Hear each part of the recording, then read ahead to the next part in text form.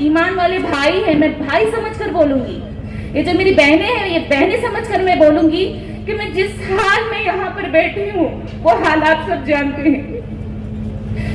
जिस हाल में आप अपने घर की बेटियों को, बहुओं को आराम देते हैं, उसके खाने पीने का ख्याल रखते हैं, उसे सीढ़ी तक चढ़ने नहीं देते। आपकी ये बहन नालों पर से गुजर रही है, नालियों पर से गुजर रही है।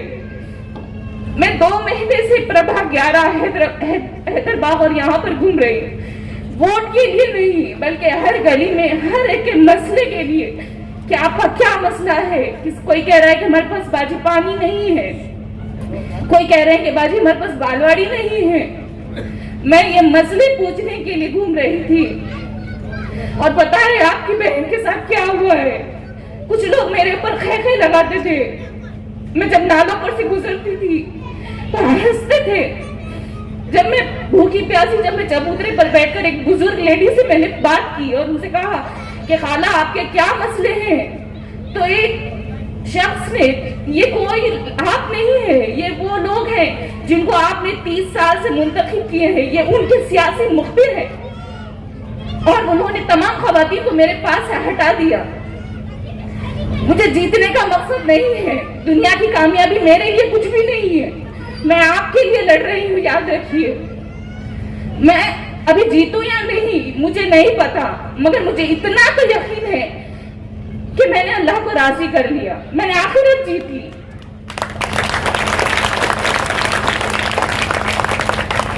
देखिए, मैं राष्ट्रवादी कांग्रेस पार्टी में हूँ, मैं नहीं जानती ये रास्ता मेरे लिए कैसा है, मगर मैं इसमें इसीलिए गई हूँ क्योंकि मैं तरक्की का बजट ला सकती हूँ। मैं बार बार सबको कह रही हूँ क्योंकि हसन मुशर्रफ साहब है, इदरीस साहब हैं, यहाँ से मैं अपने इलाके के लिए कुछ ना कुछ ला सकती हूँ।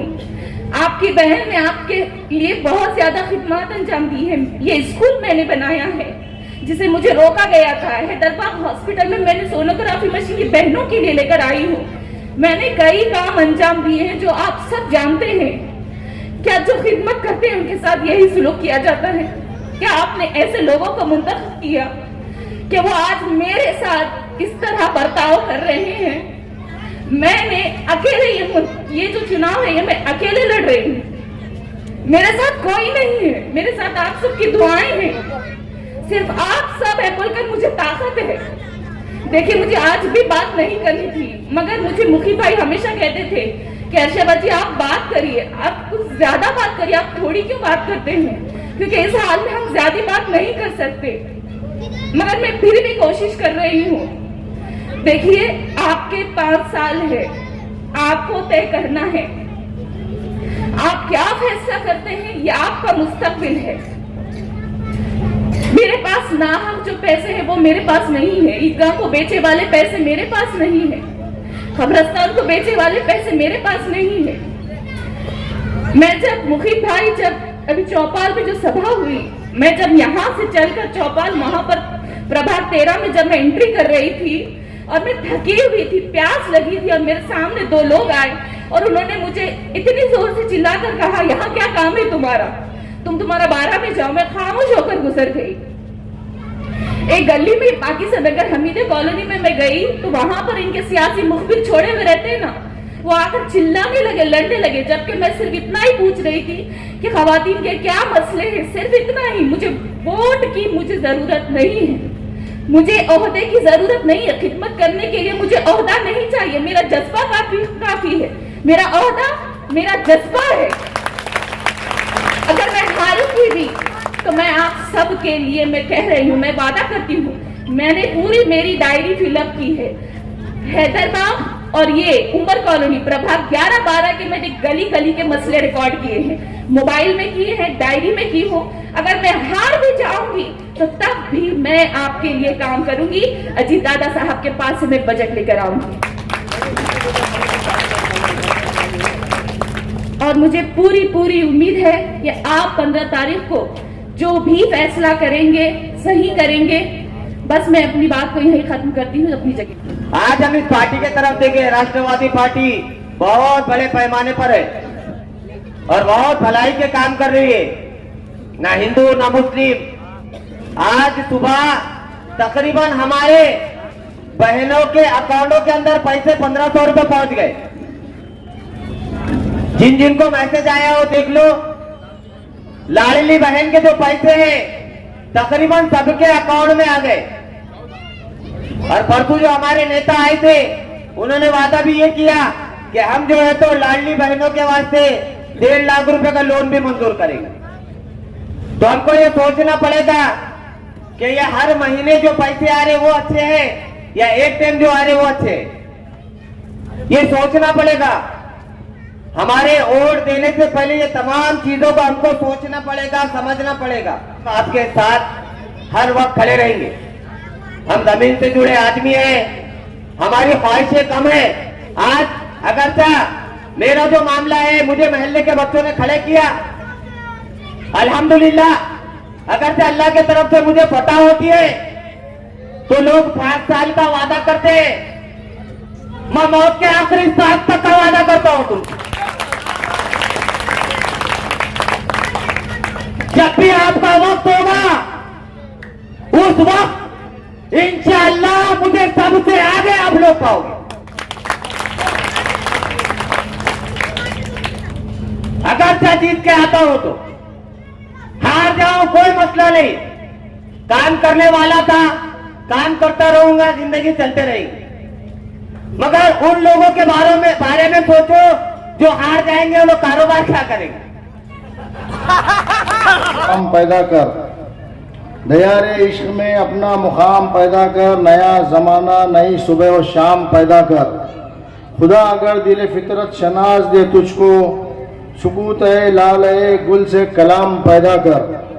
मेरा तरीक़ अमीरी नहीं फ़कीरी है, खुदी न बेज गरीबी में नाम पैदा कर। लिहाजा मैं आपसे यही गुजारिश करने आया हूँ कि आप 15 तारीख को राष्ट्रवादी पार्टी के पैनल को भारी अक्सरियत से कामयाब कीजिए। अपने नांदेड़ शहर में वार्ड नंबर 12 के जो लोग इसके पहले चुन के गए और कांग्रेस पार्टी से चुनकर आए और जिनको आपने महापौर बनाया, डिप्टी मेयर बनाया, स्टैंडिंग चेयरमैन बनाया, इनके ऊपर मैं बात करूंगा। मैं जिसकी बात कर रहा हूं वो आपके महापौर की बात कर रहा हूं। आपने महापौर को ताकत से चुनकर दिया, 40 साल से चुनकर दिया,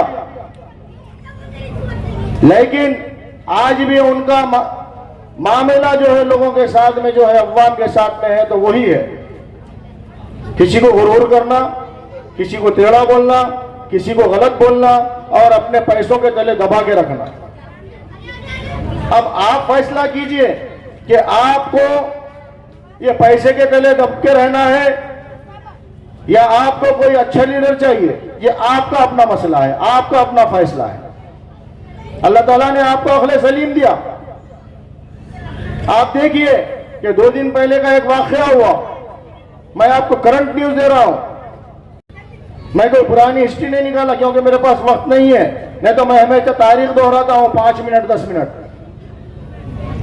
अभी एक वाकया हुआ, यहां पर मजलिस का जलसा हुआ पाकीजा नगर में, तो आपने देखा होगा कि वो जो गाड़ी थी उनकी उस रास्ते से कभी नहीं आई, लेकिन जब मजलिस इत्तेहादुल मुस्लिमीन का स्टेज डाला गया तो जब आपके महापौर साहब की गाड़ी सामने से आके ऐसा रुक गई और बोले चलो ये स्टेज खोलो। ये स्टेज खोलना ना तो फिर अभी जूते खाने को तैयार हो जाओ। आप बताइए ये जुल्म नहीं है? ये अखलाक से गिरी हुई हरकत नहीं है? क्या आप ऐसे लोगों को पसंद करेंगे? पैसे की वजह से, ताकत की वजह से? याद रखिए, अगरचे आप ऐसा फैसला करेंगे और ऐसे लोगों को कबूल करेंगे तो याद रखिए कि ये जो जुल्म हो रहा है, अभी इन्होंने कुछ दिन पहले एक बच्चे को पाकिजा नगर के इलाके में एक थप्पड़ रसीद कर दिए, उसका कान फूट गया। यानी ये जो जुल्म है, आप नगर सेवक चुन कर देते हैं उनको, उसके बाद में वो महापौर बनते, डिप्टी मेयर बनते, स्टैंडिंग चेयरमैन बनते, आप ही उनको ताकत देते। फिर आप अगरचे कभी उनके खिलाफ अगरचे गए, हो सकता है किसी के बाबा एक तरफ है तो किसी का बच्चा अगर चाहे इलेक्शन में खिलाफ जा सकता है। इंसान को आज़ादी है, हक है इंसान को अपना अपना, तो वो किसी और का काम कर सकता है। तो बाबा इधर है, उन्हें बच्चा क्यों उधर है, इसकी वजह से फिर उसके ऊपर गुस्सा निकाल देने का। तो बहरहाल ये जो चीज़ें हैं ये समझने की ज़रूरत है। ने 30 साल 40 साल से जब चुन कर दिया तो इन्होंने ना रोड सही तरीके से बनाए, ना इनके पास ड्रेन बने हुए हैं, ना कोई चीज़ सेवरेज लाइन है, कोई चीज़ का बराबर इंतजाम नहीं है। हर वक्त इलेक्शन में आते हैं और कहते हैं कि हम अब करने वाले हैं। अब उनके कुछ लोग निकल गए और वो कानाफूसी कर रहे हैं और बोल रहे हैं कि हम ये काम कर देंगे, हम ये काम करा देंगे, हम वो करा देंगे। तो अब कैसा है कि इनका कोई हाथ पकड़ के रोका था क्या कि मत करो काम? क्या मुखिद ने रोका था क्या इनका काम, किसी का काम मत करो? ये वार्ड के अंदर कोई रोड मत बनाओ, नाली मत बनाओ, या कोई चीज़ का काम मत करो, या कोई स्कूल मत खोलो, कोई लाइब्रेरी मत खोलो, कोई गार्डन मत बनाओ बच्चों के लिए। बहरहाल ये सब चीज़ें गैर ज़रूरी है, अननेसेसरी है। अब इनके अंदर कोई काबिलियत नहीं थी, इनको आपने चुनकर दिए और ये ताकत से चुनकर गए और इन्होंने कुछ भी आपका काम नहीं किया। हमारे मासूम बच्चों का नुकसान हुआ, हमारे बच्चों का मुस्तकबिल ख़राब हुआ। हम ये सोच नहीं सक रहे कि हमारे बच्चों का कितना मुस्तकबिल ख़राब हो रहा है। आप समझ रहे हैं कि मूलभूत सुविधाएं, जिसको रोड, नाली, पानी, हमको पानी भी साफ नहीं मिलता। हम समझ रहे हैं कि खाली पानी का इंतज़ाम, रोड का इंतज़ाम, नाली का इंतज़ाम अगरचे हो गया तो आप समझ रहे हैं कि ये नगर सेवक का हक अदा हो गया। अजीज साथियों, दरअसल में ये समझने की ज़रूरत है, ये छोटा मोटा काम नहीं है। अगरचे हम नगर सेवक को चुन कर देते हैं तो हमारे बच्चों का मुस्तकबिल है, ये बच्चों के लिए कोई लाइब्रेरी खोलना था, एक लाइब्रेरी तैयार करना था, कोई एक मदरसा बनाना था। आप बताइए, कोई एक इंग्लिश मदरसा बनाना था, लेकिन कोई एक इंग्लिश मदरसा नहीं बनाया गया। हमारे बच्चा भी कोई डॉक्टर बन सकता था, हमारा कोई बच्चा भी इंजीनियर बन सकता था, हमारा कोई बच्चा बड़े से बड़ा साइंटिस्ट, फिलोसोफर बन सकता था, लेकिन ये बच्चों को उन्होंने दूसरी तरफ डाइवर्ट करके कोई हमारे बच्चे जुआ के अड्डों पे लग गए, कोई हमारे बच्चे दारूखानों में नशे के चीज़ों में मुब्तला हो चुके, और कोई हमारे मासूम बच्चे आज भी गोटियां खेलने में परेशान है। अगरचे हमारे बच्चों के हाथ में किताब देते तो मैं समझता हूँ हमारे बच्चा किताब पढ़ता, हमारा मासूम बच्चा किताब पढ़ के कोई बड़ा डॉक्टर, बड़ा इंजीनियर बनता। ये अलग बात है कि अब हमारे जो लोग हैं, हमारा जो इलाका है ये सलम बस्ती है। सलम बस्ती में हमारे जो लोग हैं वो रिक्शा चलाते हैं, कोई गाड़ा चलाते हैं, कोई केले का गाड़ा पे केला बेचते हैं, कोई छोटी मोटी किराए दुकान चलाते हैं, कोई अगरचे चलाता होगा तो छोटी मोटी कपड़े की दुकान चलाता होगा। अजीज साथियों, आपको मालूम है कि हमारा लोग बच्चों के लिए ये 40-40 हज़ार, 50-50 हज़ार रुपये फीस कहाँ से अफोर्ड कर सकेंगे, और हमारे बच्चे को आगे कहाँ से जो है उसको रास्ता मिलेगा कोई डॉक्टर इंजीनियर काबिल बनने का। ये तो छोड़िए, इन्होंने कभी महापौर बनने के बाद में कोई बच्चा कोई हमारा टॉप किया, कोई कॉलेज में टॉप किया, कोई स्कूल में टॉप किया, कोई 10वीं में, कोई 12वीं में, कोई नीट में, लेकिन उनकी तौफीक नहीं हुई कि हमारे कोई बच्चे को बुला करके एक तमगा देना, उसकी हिम्मत अफजाई करना। अजीज साथियों, इनकी जितनी सोच होगी इंसान उतना ही काम करेगा। अब उनकी सोच ही उतनी थी तो जितना ज़र्फ रहेगा उतनी ही बात करेगा। तो आप देखिए अजीज दोस्तों, यही नहीं हुआ आपके साथ में, कांग्रेस के दौरे हुकूमत में आपके साथ जो इस्तेसाल हुआ, मैं समझता हूं कि ये इलाका नगर पालिका से कटकर उनको एक मरतबा चुनकर दिए थे, उसके बाद ये इलाका का कटकर इसमें आप देख रहे हैं कि ये इनको वोट डालने से महरूम कर दिया गया था। मैंने श्रीकर परदेशी साहब के वक्त में चीफ मिनिस्टर को बोल करके यहाँ का इस इलाके को मैंने फिर शामिल कराया, इंक्लूड कराया, और जब इनको वोट डालने का हक मिला तो अजीज साथियों, ये सब चीज़ें याद रखने की ज़रूरत है। हमारे बाजू में यहाँ पे ये गोबर का डला कर डाल दिया गया, यहाँ पर कोई अच्छी चीज़ तो नहीं बनाई गई, लेकिन ये मच्छरों का कारखाना यहाँ पे तैयार कर दिया गया।